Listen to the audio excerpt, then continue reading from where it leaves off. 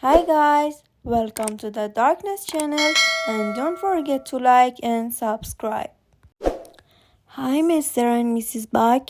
We searched the whole premises and there is no one be found, he informed us. Are you sure? I asked, confused. Yes, ma'am. Everything is safe and sound. He adds, I'm not going crazy. There was someone in my house. I say frustrated. We're not saying you're crazy, ma'am. Maybe they got scared when they heard the sirens, so they fled the scene. He makes me feel better. Yeah, I take a deep breath. Thank you very much for your help. My husband shakes their hands. Renee walks them out. I lay down in bed and think. Did they take any time? I get up. I go see in the guest rooms. Nope, nothing was taken. I got downstairs. I look in the kitchen. Nope, nothing was taken. I go into the living room. Nothing again. I go in the dining room and nothing. I look at my sweet boy and smile. How's your night going? I ask him, as if he was going to answer. Who are you talking to? Renee startles me and I jump. No one. I wasn't talking. I answer quickly. I heard you, Kathleen. I hope you're not talking to a goddamn painting. He says aggressively. I was just kidding, is all I can say. What's his problem? You're starting to freak me out with this painting. Call it him and now taking to eat, he says, walking away. Stop it. I was only kidding, I say, following him. Looking back at my sweet boy, giving him a sweet smile before leaving the dining room. This better stop because if this continues, you'll see how fast I'm going to throw it in the garbage. I don't care how much money I paid for it. Hell with it. It was probably him walking around the house. He laughs. Was it? Could it have been? Maybe it was him. I feel a rush of excitement run through my body. Oh, my sweet boy wanted to come see me. I shake my head to take the thought out of my mind. What's happening to me? I close the light and get back into bed, ignoring Renee's last comment. I cover myself and turn around, facing the opposite way from my husband. I don't want to see him right now. I sigh. It's a painting. It can't be alive. That's nonsense. I stare into the dark and I open my eyes bigger to try to make out what I see and lift my head up to see straight. That's when I see my sweet boy standing in my door frame. I smile, put my head back down and close my eyes, falling asleep with happiness in my heart. I wake up with the sound piercing through my eyelid, coming from the window. I open my eyes slowly and turn to notice my husband has already left bed. I look at the time. It's 10 a.m. I get out of the bed, put my robe on, and head downstairs. Renee already let in the maid because my breakfast is waiting for me at the table. I take my plate and sit facing my sweet boy, Giovanni. I sit there and look at him, hanging on the wall. I feel at peace when I look at him. There's something about his face. It's like I've known him in my whole life, and he belongs here. I eat my breakfast. My husband walks in. Hi, honey, he says, entering the dining room, leaning over to kiss me.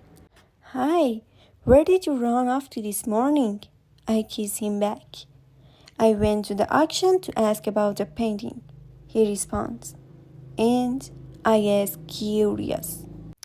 You would not believe what they said, he says, handing me a paper. What is this? I ask, confused to why he's handing me a piece of paper. Just read it, he orders me. I open the paper and right there is my sweet boy's face. It's an article from The Sun in 1985, captioned Blazing Curse of the Crying Boy. Picture is a fire jinx. I gasp. How this is possible? I feel pain in my heart. How can they do that to my sweet boy? I continue reading. It says, heartbroken. May and Ron Hall were blaming the curse of the crying boy yesterday after their home of 27 years was wrecked by fire. The couples had left up warnings that there was a jinx on their picture of a dog with tears running down his face. Ron's fireman brother, Peter, told them he and his mates had seen the print too often in houses where there had been blazes. And he claimed the popular picture and estimate 50,000 have been sold in Britain always seemed to survive the flames. How could this be? The auctioneer said it was one of kind. This is the original. The others must be copies of the original. Pain-stricken, my heart as I think of my sweet boy burning in those flames so young and having to relieve it in those house fire. So sad. Okay, and? I look at my husband, confused. We are getting rid of this painting, he says seriously. Why? I say shocked. Do you want our house to fucking burn down like the rest of them? He says harshly. Wait, let me do some research before, I say, buying me time to convince him to let me keep it. He stays silent, looking at me with disbelief. I look at the article and then at my sweet boy. Impossible. My sweet boy is a curse. Look at him. He's so sweet. He has been wronged his whole life by people he trusted and was in so much pain. I will not be one of these people. This is his home too. I go in my office, open my laptop, and straight away dive into my research.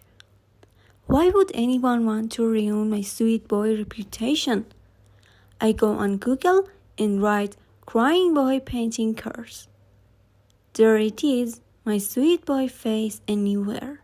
Different articles, blogs, and videos. I click on a blog called The Crying Boy. It's all people talking about their experience with the crying boy painting and how they immediately got rid of it because of its story behind it, and they were scared of their house burning down. I leave the blog and go see different articles, but one more catches my eye. On hauntedpainting.com, about this man that had this painting hung on his wall since he can remember. He always thought it was a painting of a family, remember, until someone from his school came over and said that the painting told him something, and he researched it online and found the articles about the curse painting, which was exactly the one hanging in his living room. He showed his mother, and mother couldn't believe her eyes and told him it's been in the family for generations. He answers that nothing bad has ever happened to his home or whatsoever. No fires, nothing. But sadly, with all the known evil about this painting, his family made the decision to get rid of it. That night, their house burned down. Everyone made it out alive, and the only thing that made it out of the fire was the painting, hanging on the wall at its original place. What was weird was how did the painting get back on the wall and the firefighter couldn't find any explanation on how the fire started. He explained that he himself did some research and found out that there's a way to break the curse is by hanging the crying girl's painting next to him. Bring the two of them together brings your home good luck, canceling out the bad luck. Others claim that being kind to be the prince can also bring good luck. Still, to this day in 2022, they do not know how come the painting survives the fires. Some say it's because it has a fireproof vanish on top of it. Some says the tears on the boy's face take out the flames. Some says it's because it's pure evil. I leave the article. I came across a video on YouTube. A video from the sun in 2002. Setting my painting of my sweet boy on fire. It breaks my heart. The two men take gas, pour it all over him, light a match on fire, and throw it right at him. The frame catches on fire, but the painting is flame-free. I'm amazed. I've had enough. My painting isn't evil. It was just mistreated over and over again. Over the years, and he defended himself in the only way he could. I would never mistreat him. So I know deep in my heart he will never hurt me or my home. His family now. It did say in the article that if you treat him kindly, he brings good luck. I close my laptop, get up, and head into the dining room. I look at my sweet boy. I got my first boy ripped away from me. No one's going to rip you away from me. You're my sweet boy. I walk to him and gently slide my index finger on his cheek. I can feel him. Why would anyone hurt you? I whisper, with a tear falling down my cheek. You're starting to scare me, Kathleen. My husband speaks. I didn't know he was watching me. Oh, you're here. How am I scaring you? I ask. I glance at him. Why are you crying?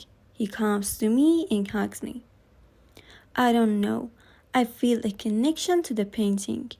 He was a helpless little boy that got burned alive. He died alone. I say, hugging him back. I know it's sad, but it's not your fault. He reminds me he's right. I know, but he was helpless, just like I was when I lost our baby boy, I express. Honey, that too wasn't your fault.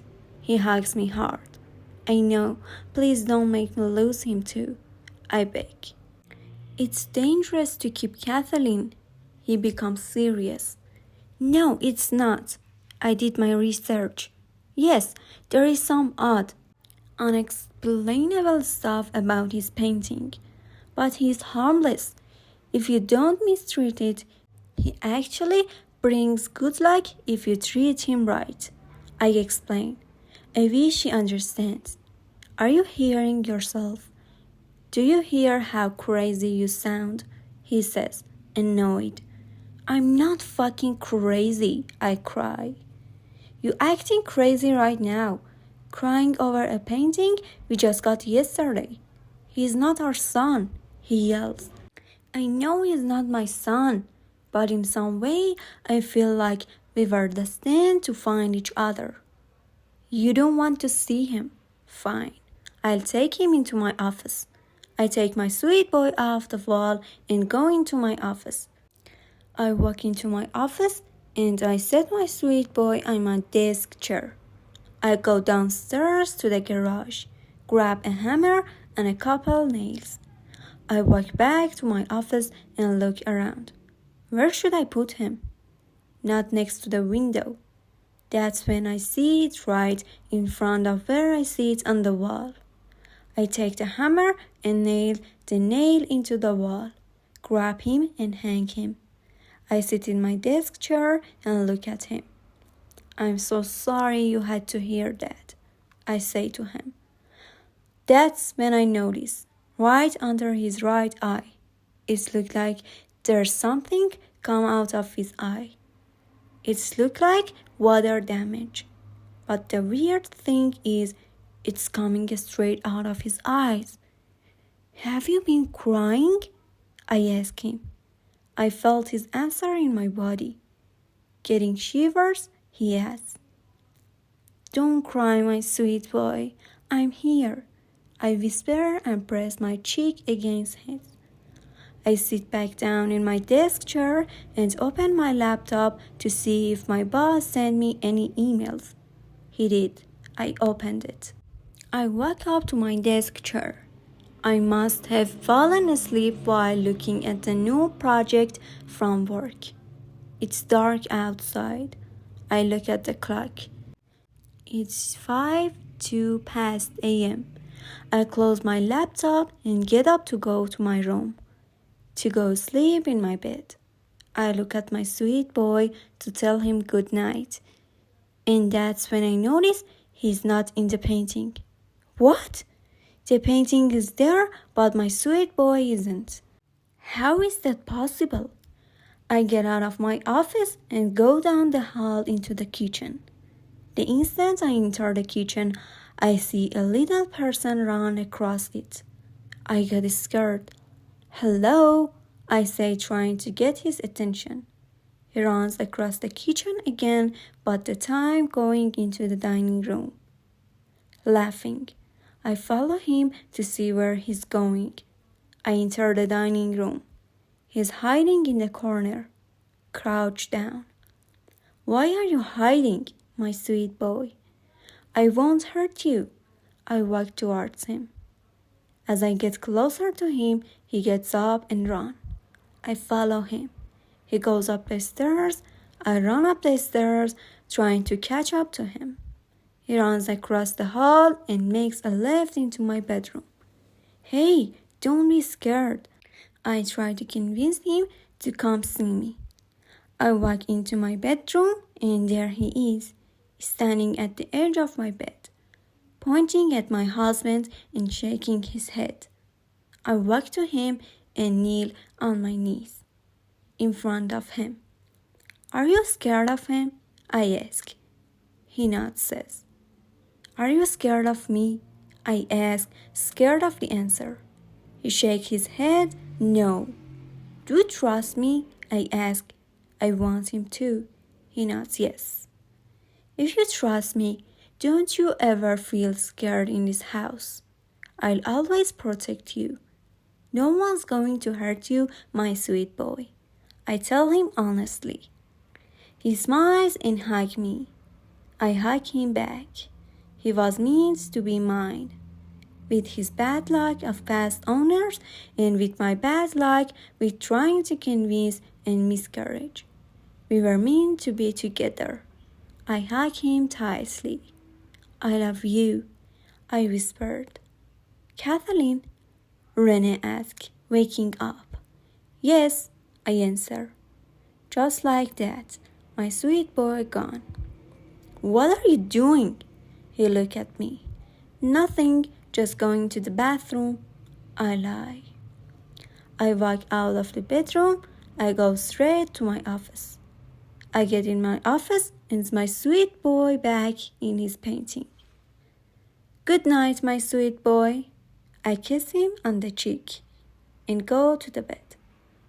I know there was something special about this painting the moment I saw it. The way his eyes look into your soul. Just by looking at him, you can feel his pain. You can almost live through his pain of the day he was getting painted by staring into his eyes. It's crazy when you think of it.